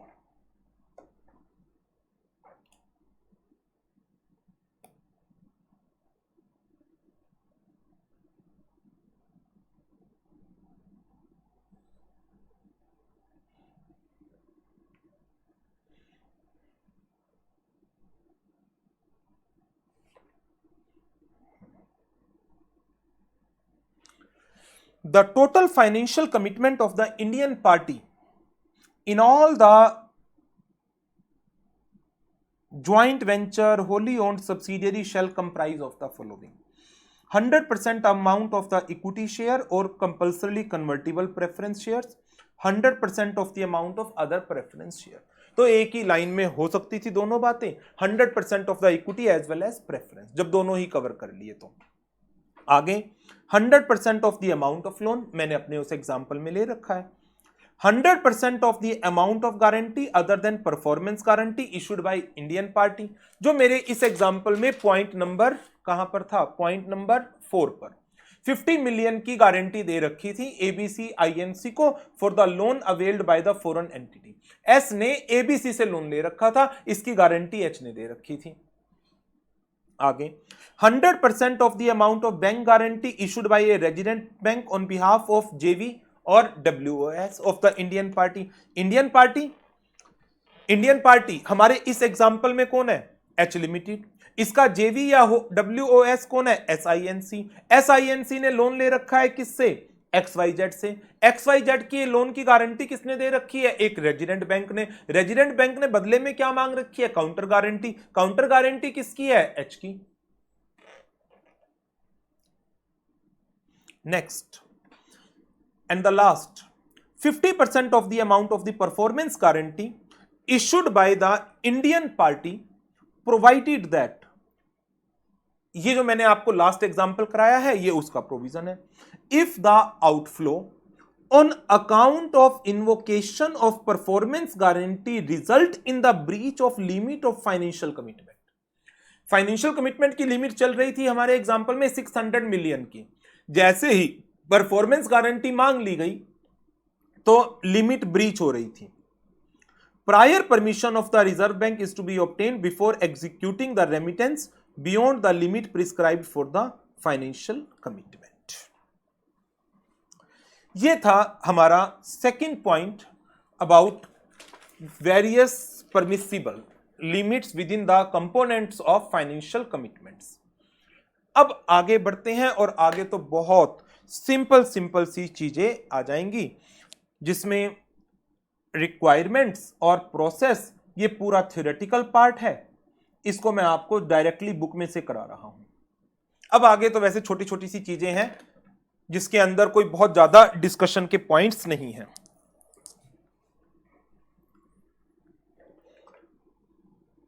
Requirements for investment oblique financial commitments. The criteria for overseas direct investment under the automatic route is as under. First one, the Indian party can invest up to the prescribed limit of its net worth as per the last audited balance sheet in joint venture or wholly owned subsidiary for any bona fide activity permitted as per the law of the host country.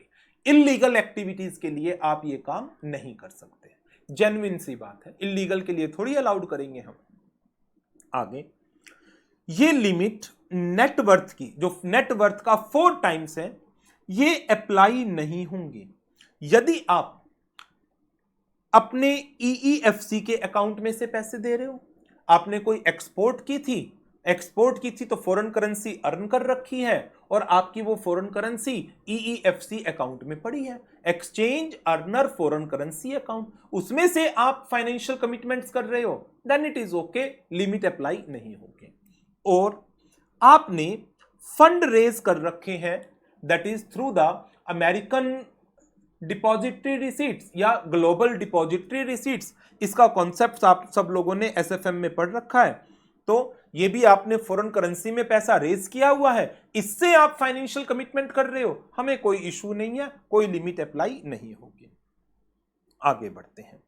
Next point है, Indian party is not in the Reserve bank exporter caution list. Reserve bank एक exporter की caution list बनाती है जिन्होंने export की guidelines का violation कर रखा है, एक्सपोर्ट किया है तो फॉरेन करेंसी इंडिया में आनी चाहिए, टाइम पीरियड प्रिस्क्राइब्ड है उसका export of goods and services की रेगुलेशन के अंदर विद इन 2 इयर्स, और यदि उस पीरियड में या एक्सटेंडेड पीरियड में अमाउंट नहीं आता है, in that case reserve bank उसमें एक एक्सपोर्टर की लिस्ट बना देता है कि इन पर्संस ने थोड़े से डिफॉल्ट किए हुए हैं और इनके एक क्वेश्चन लिस्ट तैयार कर दी जाती है। इनका लोन का कोई डिफॉल्ट नहीं है, बट एक्सपोर्ट की गाइडलाइंस का वायोलेशन हुआ, या फिर बैंकिंग सिस्टम के डिफॉल्टर हैं, बैंक से लोन ले रखे हैं और वो लोन की किस्तें टाइम पर नहीं चुकाई। ये लिस्ट कहां, सिबिल की या RBI की या any other credit information company जो RBI ने अप्रूव कर रखी है, या फिर ये जो इंडियन पार्टी है ये under investigation of directorate of enforcement और एनी अदर इन्वेस्टिगेटिव एजेंसी और रेगुलेटरी अथॉरिटी तो नहीं है। यदि RBI की एक्सपोर्टर कॉशन लिस्ट में है ये इंडियन पार्टी, या बैंकिंग सिस्टम के डिफॉल्टर लिस्ट में है, या फिर कोई इन्वेस्टिगेशन चल रही है एनफोर्समेंट डायरेक्टरेट की या फिर किसी भी और इन्वेस्टिगेटिव एजेंसीज की, देन फिर ये फाइनेंशियल कमिटमेंट अलाउड नहीं होंगी। आगे इंडियन पार्टी आप सारी की सारी transaction, all the transactions relating to an investment in एक पर्टिकुलर ज्वाइंट वेंचर या होली ओन्ड सब्सिडियरी में through only 1 branch of an authorised dealer करोगे। मान लो एक एच लिमिटेड, इसकी नेटवर्थ पिछले साल की थी 200 million US dollar, 200 million US dollar. ये कितना फाइनेंशियल कमिटमेंट कर सकती है? 800 मिलियन यूएस डॉलर का। इसने क्या किया, एक ऑथोराइज डीलर वन, लेट से ICICI bank Connaught place branch, ICICI bank की कनॉट प्लेस ब्रांच के थ्रू एक एसआईएनसी में फाइनेंशियल कमिटमेंट की है, कितनी? 100 मिलियन की, 100 मिलियन की। अब एच लिमिटेड इसी एसआईएनसी में 50 मिलियन की फाइनेंशियल कमिटमेंट और करना चाहती है, 50 मिलियन की डायरेक्ट इन्वेस्टमेंट या फाइनेंशियल कमिटमेंट और करना चाहती है एसआईएनसी के अंदर ही। क्या वो अदर देन आईसीआईसीआई बैंक को ऑप्ट कर सकते हैं? पहला क्वेश्चन। क्या ये ऑथोराइज डीलर चेंज कर सकते हैं? जवाब है नहीं। क्या आईसीआईसीआई बैंक की किसी दूसरी ब्रांच से कर सकते हैं? क्या आईसीआईसीआई बैंक की किसी दूसरी ब्रांच से कर सकते हैं? जवाब है नहीं। हां, मान लो ये एआईएनसी इसमें करना चाहे। अब 800 मिलियन यूएस डॉलर है, जरूरी थोड़ी है एक में ही करना है, एक से ज्यादा में भी कर सकते हो आप। अब आप किसी और में करना चाह रहे हो, किसी और एंटिटी में, क्या आप कर सकते हो? डेफिनेटली हां, आप कर सकते हो। और लेट से एसबीआई के थ्रू करना चाह रहा हूं, ओके, परमिटेड। बट किसी एक ज्वाइंट वेंचर में, इसका ध्यान रखना, वर्ड यूज्ड है एक joint venture, in a joint venture और होली ओन सब्सिडियरी, वहां पर आप सिर्फ और सिर्फ एक ब्रांच के थ्रू ही करेंगे, एक ब्रांच के थ्रू। यह था हमारे वेरियस रिक्वायरमेंट्स। अब इसका प्रोसेस पार्ट कर लेते हैं। ये सारा का सारा थ्योरेटिकल पार्ट है, कोई ज्यादा एनालिसिस भी नहीं है इसमें। प्रोसेस, इंडियन पार्टी, आप ऑथोराइज डीलर को अप्रोच करेंगे। जैसे मेरे एग्जांपल में आप एआईएनसी में 200-300 मिलियन लगाना चाह रहे थे, आपने एसबीआई को अप्रोच किया, okay, with an application in form number ODI and the prescribed enclosures or documents for effecting the remittances towards such investments. Simple है प्रोसीजरल पार्ट। इसमें एक छोटी सी बात और लिखी गई है, और वो क्या है? इन्वेस्टमेंट्स और फाइनेंशियल कमिटमेंट्स इन ज्वाइंट वेंचर और wholly owned subsidiary abroad by Indian parties through the medium of A special purpose vehicle is also permitted. अब वो क्या है? एच कहती है बहुत सारे हमारे जेवी 1, JV2, JV3, JV4, JV5, WOS1, WOS3, WOS4 etcetera, बहुत सारे हैं हमारे जेवी 800 मिलियन की रेंज के अंदर। एक काम करते हैं, हम और भी बहुत सारी सब्सिडियरीज बनाना चाहते हैं। क्या एक काम करें, बीच में हम एक WOS होली ओन्ड सब्सिडियरी बना दें और इसके थ्रू आगे छोटी छोटी सब्सिडियरी और बना दें। मान लो जैसे सपोज ये सारी की सारी जो होली ओन्ड सब्सिडियरीज हैं, ये मुझे बनानी है एक पर्टिकुलर कंट्री में। वहां के लॉ और इंडियन लॉ में आपस में बहुत ज्यादा कॉम्प्लेक्सिटीज हैं। एच लिमिटेड कहती हैं कि हम डायरेक्टली यहां पर काम करेंगे तो दिक्कत होगी। हमने एक होली ओन्ड सब्सिडियरी बना दी मॉरिशस के अंदर और इसके थ्रू आगे काम कर लिया। मॉरिशस के अपने कुछ लॉज हैं और उन लॉज के हिसाब से काफी कुछ सिंप्लिसिटी हो जाएगी हमें दूसरी कंट्री में जाने के लिए, नो इशू। ये भी अलाउड किया गया है within the range. They are also permitted under the automatic route if the Indian party is not appearing in the condition वही है आरबीआई की क्वेश्चन लिस्ट में, बैंकिंग सिस्टम के डिफॉल्ट में, इन्वेस्टिगेटिंग एजेंसीज की अंदर इन्वेस्टिगेशन में नहीं होने चाहिए। इन्वेस्टमेंट्स इन ज्वाइंट वेंचर और wholly owned subsidiary abroad by Indian parties through the medium of a special purpose vehicle are also permitted under the automatic route if the Indian party is not appearing in the Reserve Bank caution list or under investigation by Directorate of Enforcement or in the list of defaulter to the banking system. So, अब देखो जो मैंने आपको ये point कराई requirement का और process का, इसके अंदर की पॉइंट्स कौन कौन से आ गए मेरे।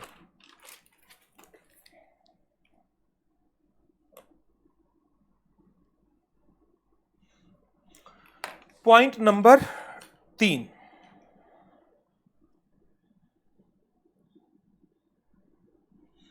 पॉइंट नंबर 3 में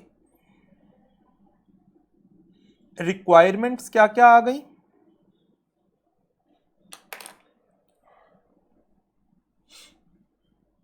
जो फाइनेंशियल कमिटमेंट है in the foreign entity that should be for a bona fide activity. एक बात, ये सिर्फ एक बोनेफाइड एक्टिविटी के लिए होनी चाहिए। नंबर 2, लिमिट्स एप्लीकेबल नहीं होंगी यदि आप मनी यूज कर रहे हैं EEFC अकाउंट की या जो आपने फंड रेज किए थे थ्रू द ADR और through the GDR। Number 3, Indian party Reserve Bank of India की एक्सपोर्टर कॉशन लिस्ट में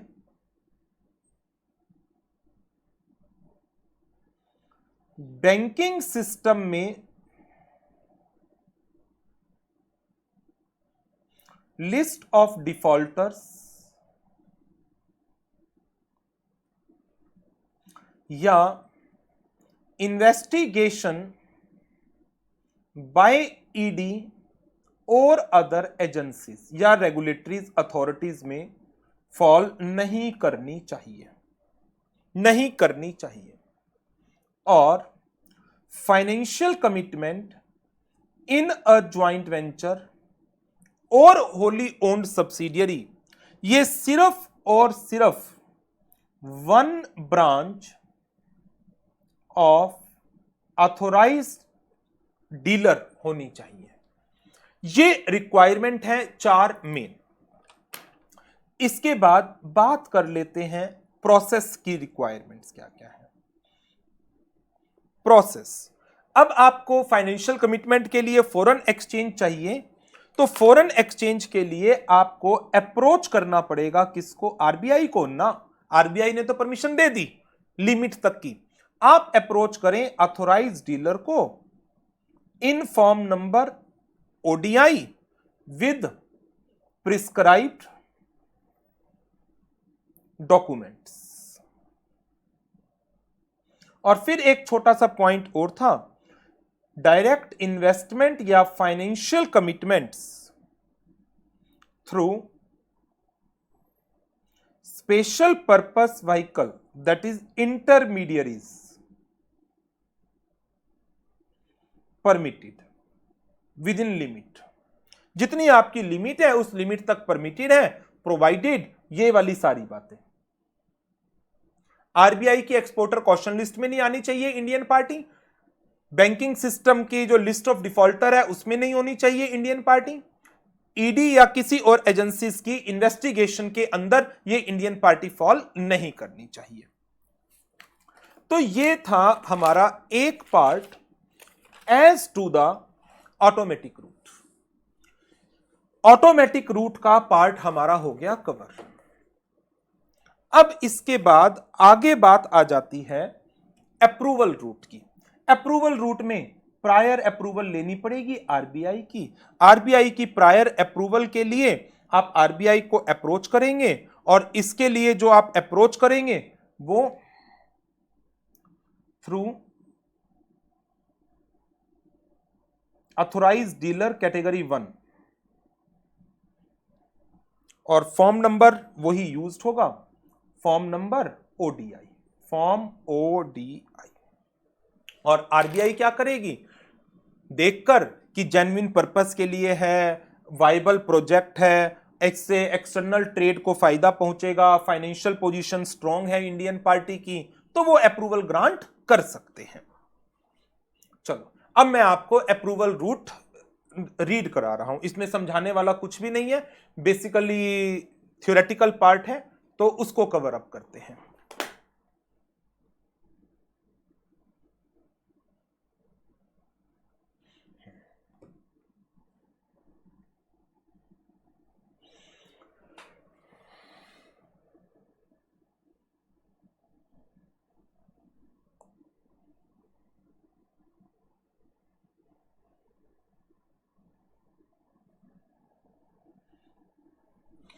approval route for direct investments or financial commitment outside India।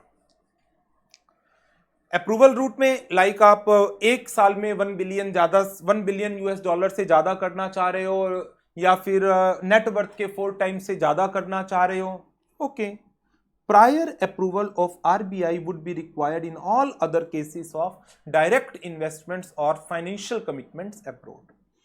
RBI would consider the following factors while considering such application।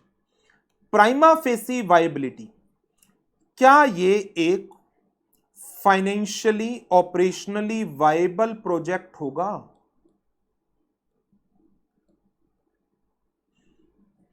Viability, survive करेगा ये project जहां पैसा लगाया जा रहा है? क्या इससे एक्सटर्नल ट्रेड या दूसरे बेनिफिट्स इंडिया को मिलेंगे, बिजनेस बढ़ेगा या कोई और बेनिफिट्स होगा? Financial position and business track record of the Indian party and the foreign entity, and expertise and experience of the Indian party in the same or related line of the activities as of the joint venture or wholly owned subsidiary outside India।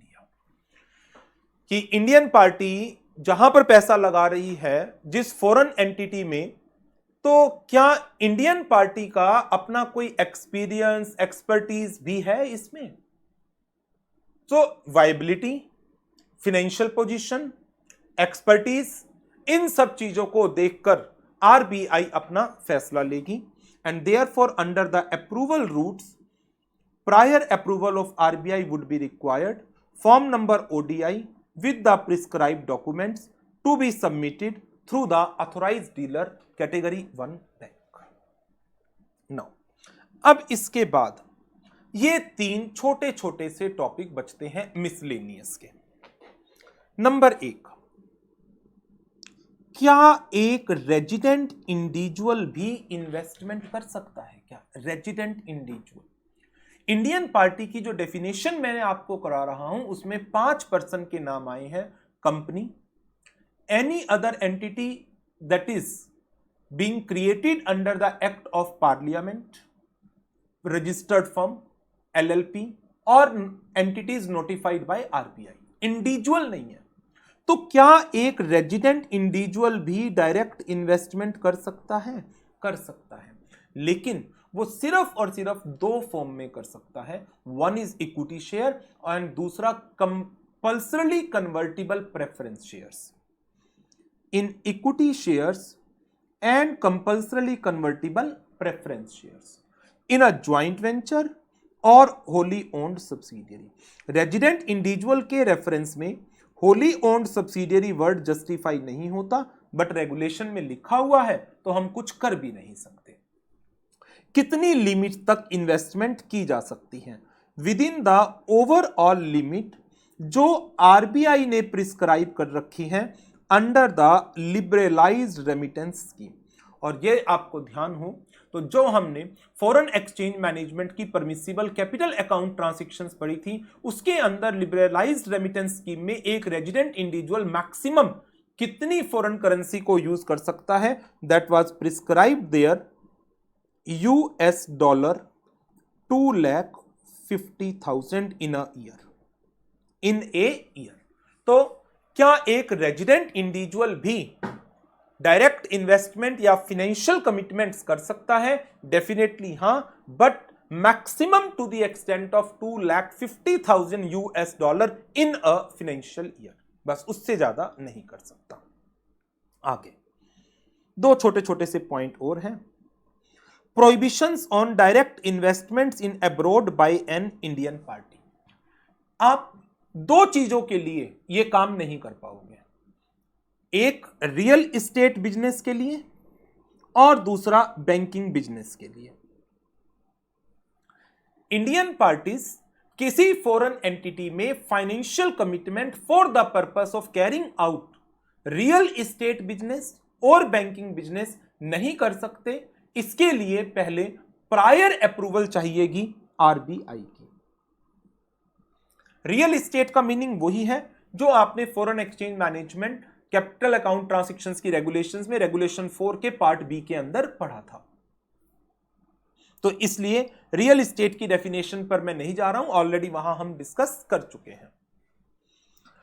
Overseas entity मतलब foreign entity, वो directly या indirectly जिसमें equity लगी हुई है Indian party की, वो financial product linked to Indian rupee में डील नहीं करेगी। एक रियल एस्टेट हो गया, दूसरा बैंकिंग हो गया, और तीसरा फॉरेन एंटिटी कोई भी financial product in Indian rupees offer नहीं करेगी।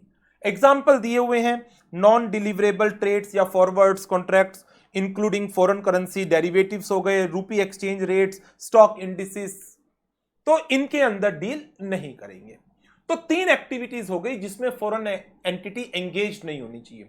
रियल एस्टेट बिजनेस ना करती हो, बैंकिंग बिजनेस ना करती हो, और कोई फाइनेंशियल प्रोडक्ट वो ऑफर नहीं करेंगे। Next and the last, general permission. अभी हमने दो पॉइंट पढ़े। ईईएफसी से आप पैसा दे रहे हो, कोई प्रॉब्लम नहीं। एडीआर जीडीआर से पैसा रेज किया, कोई लिमिट नहीं। इसी तरह से general permission has been granted to person resident in India for purchase और acquisition of securities out of the fund held in RFC account, resident foreign currency account.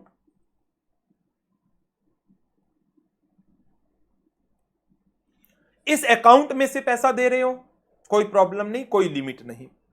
आपको अपने एग्जिस्टिंग शेयर्स के ऊपर बोनस शेयर ऑफर हो रहे हैं, कोई problem नहीं। यदि आप परमानेंट रेजिडेंट नहीं हैं इंडिया के और आप अपने foreign currency resources outside India से सिक्योरिटीज खरीद रहे हो, अब ये जो पॉइंट है ना, not permanently resident in India, इसकी डेफिनेशन स्टडी मटेरियल ने तो दे नहीं रखी, बट इसकी मीनिंग क्या है मैं थोड़ा सा आपकी नॉलेज के लिए बता दूं कि जहां पर एक पर्सन इंडिया का रेजिडेंट तो है, रीजन वो एम्प्लॉयमेंट में है इंडिया की, एम्प्लॉयमेंट इन इंडिया, लेकिन फॉर ए स्पेसिफिक ड्यूरेशन, और वो ड्यूरेशन कितनी है, up to 3 years, up to 3 years, 3 साल से ज्यादा के लिए नहीं। कोई पर्सन फॉरेन में काम करता था, उसके एम्प्लॉयर ने उसको अब किसी इंडियन कंपनीज में अपनी इंडियन सब्सिडियरी में भेज दिया 2-3 साल के लिए, तो वो पर्सन क्योंकि अब इंडिया में एम्प्लॉयमेंट के पर्पस के लिए आ चुका है, from the date he arrive in India for the purpose of employment, वो इंडिया में क्या बन गया, रेजिडेंट बन गया। पढ़ा था रेजिडेंट का कॉन्सेप्ट कि यदि एक पर्सन इंडिया में एम्प्लॉयमेंट के पर्पस के लिए आ रहा है, from the date when he arrive in India, उसका residential status resident in India बन जाएगा। लेकिन क्योंकि उसका इंडिया में परमानेंट रेजिडेंस की कोई इंटेंशन नहीं है, क्यों, क्योंकि वो एक स्पेसिफिक ड्यूरेशन के लिए इंडिया में एम्प्लॉयमेंट को ज्वाइन कर रहा है for a period not more than 3 years. In that case क्योंकि वो पहले बाहर काम करता था, क्योंकि इंडिया का परमानेंट रेजिडेंट तो है नहीं, पहले बाहर ही काम करता था, उसके पास अपने फॉरेन करेंसी के रिसोर्सेस हैं। रिजल्ट, तो यदि वो अपने आउटसाइड इंडिया के फॉरेन करेंसी रिसोर्सेस को यूज करना चाहता है for the purpose of acquiring any foreign security, permission is allowed. ये परमिशन दी गई है हमें। सो अब मेरे पास ये 3 टॉपिक हैं छोटे छोटे, मैं आपको ब्रीफ में इनकी नोटिंग और करा देता हूं। तीसरा टॉपिक हमारा मिसलेनियस में आ जाएगा। Third one miscellaneous. अब इसके अंदर इन टोटल 3 टॉपिक हो गए मेरे मिसलेनियस में। पहला topic direct investment by resident individual.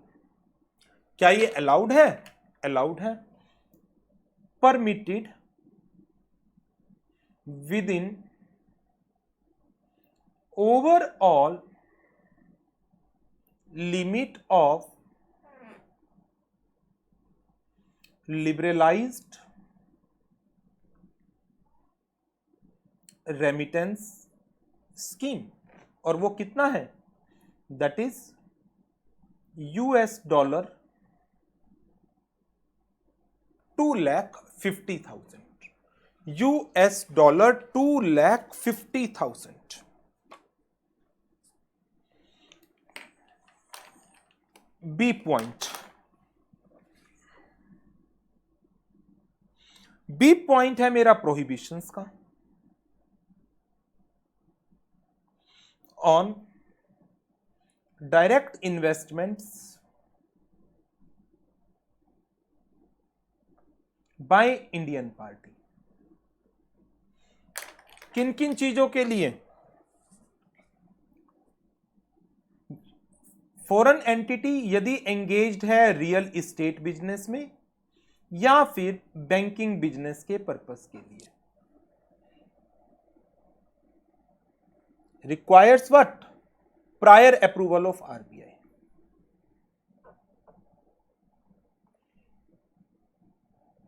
Requires prior approval of RBI. और तीसरा पॉइंट था एक छोटा सा, यहीं पर ही लिख देता हूं, जनरल परमिशंस। जनरल परमिशंस कहां कहां से? आरएफसी अकाउंट से, बोनस शेयर से। ऑलरेडी आपके पास शेयर्स थे फॉरेन करेंसी में, उन पे बोनस शेयर अलॉट हो रहे हैं, या फिर person not permanently resident in India, not permanently resident in India, वो अपने फॉरेन करेंसी रिसोर्सेस जो आउटसाइड इंडिया है उससे अपने फॉरेन सिक्योरिटीज को खरीदना चाह रहा है। और जो ये सिक्योरिटीज खरीदी जा रही हैं, जब खरीदने की परमिशन है तो सिमिलर वे में बेचने की परमिशन भी ग्रांटेड है। तो ये हो गया हमारा topic about the overseas direct investment का topic.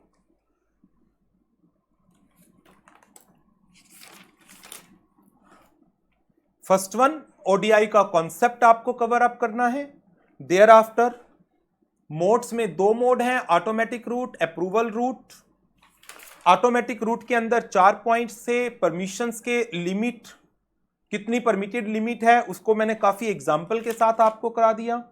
Component wise permissible element, performance guarantee वाला पॉइंट में 50% है, बाकी सब में 100% काउंट होगी फाइनेंशियल कमिटमेंट्स। देयर आफ्टर यदि परफॉर्मेंस गारंटी की इन्वोकेशन के कारण फाइनेंशियल कमिटमेंट की लिमिट्स का ब्रीच हो रहा है, देन आपको आरबीआई की अप्रूवल लेनी होगी। फिर हमने रिक्वायरमेंट्स पढ़ ली, प्रोसेस पढ़ लिया, देयर आफ्टर अप्रूवल का रूट पढ़ा, और लास्ट में कुछ मिसलेनियस टॉपिक्स हमने कवर अप कर लिए। सो इसके साथ हमारा ये वाला जो चैप्टर टॉपिक है on the overseas direct investments का, ये टॉपिक खत्म होता है और नेक्स्ट लेक्चर में नेक्स्ट टॉपिक के साथ शुरुआत करेंगे। तब तक गुड बाय, टेक केयर।